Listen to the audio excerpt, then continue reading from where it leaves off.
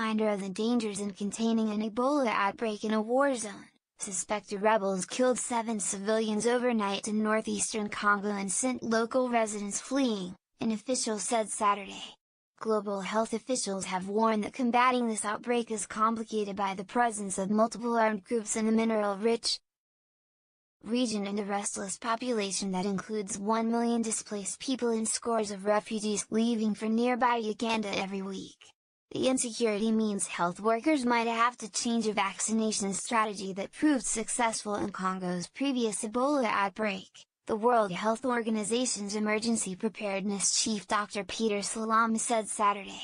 The so-called ring vaccination approach of first vaccinating health workers, contacts of Ebola victims and their contacts might have to give way to the approach of vaccinating everyone in a certain geographic area such as a village or neighborhood.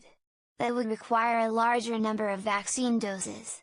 Vaccinations began Wednesday in the current outbreak, which was declared on August 1st and has killed 11 people in the densely populated region. WHO has said more than 3,000 Ebola vaccine doses are available in Congo. While Congo's previous Ebola outbreak, declared over barely a week before the current one began, set off alarm by spreading to a city of more than 1 million on the other side of the country, the current outbreak comes with the threat of armed attack. The overnight assault that killed 7 people in Mai Moya, about 40 kilometers, 24 miles, from Beni City, was likely carried out by rebels of the Allied Democratic Forces, the administrator of Beni Territory, Dana Kibwana, told the Associated Press.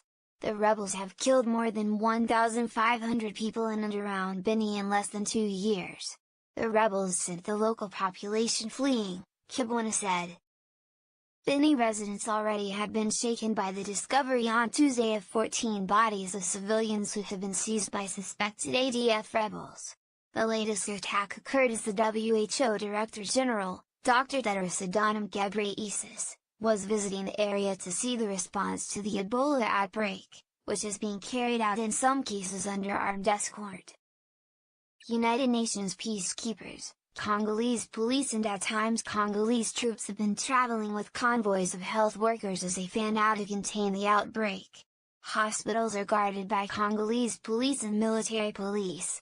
This will be a highly complex operation because it is occurring in an area that has been embroiled in armed conflict for 20 years, said Handel Skinner, a spokeswoman for the International Committee of the Red Cross.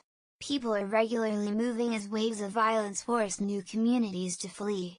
This makes tracing infected cases much harder.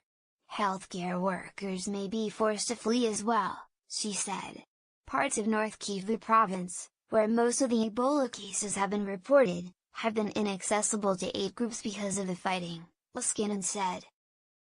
It is critical that the disease is contained before it spreads to areas where there is more active fighting or it will be incredibly challenging to reach those in need, and ensure safe vaccination campaigns, she said, that includes keeping the vaccines at the optimal temperature of -70 degrees Celsius, -158 degrees Fahrenheit, a challenge in a region with hot temperatures and unreliable power supplies. So far, Congo's health ministry has said 48 cases of hemorrhagic fever have been reported in this outbreak, 21 of them confirmed as Ebola. Nearly 1,000 people are being monitored. Screenings for the virus are being carried out at the heavily traveled border. Officials have said travel restrictions are not necessary.